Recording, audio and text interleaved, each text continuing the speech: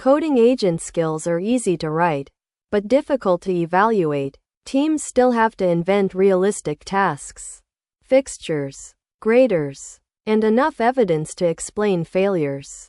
EvalForge turns that blank page into a reproducible evaluation asset. I give EvalForge a skill file, an issue, and a controlled repository fixture. Codex with GPT-5.6 inspects that context and proposes a portable JSON evaluation suite. The suite is constrained before execution. Structured output fixes its shape, while a local policy rejects unsafe commands.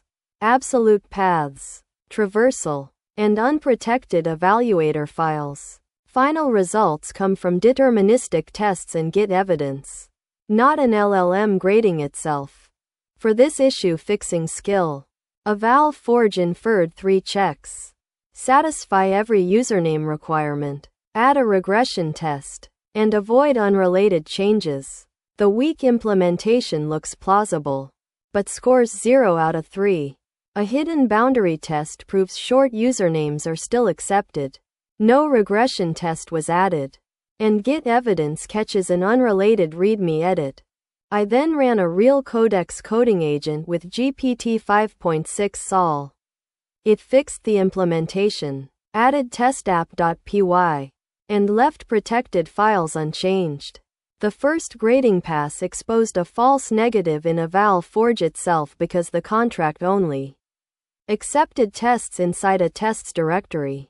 Because every result included evidence, the evaluator bug was obvious.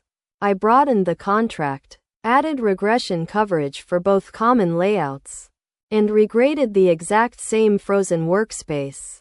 The real Codex run passed all 3 checks. Codex and GPT-5.6 were central to building EvalForge. Narrowing the scope, implementing the runner and safety boundary, discovering nested sandbox failures, testing variants, building the evidence console, and validating the final package with 14 automated tests.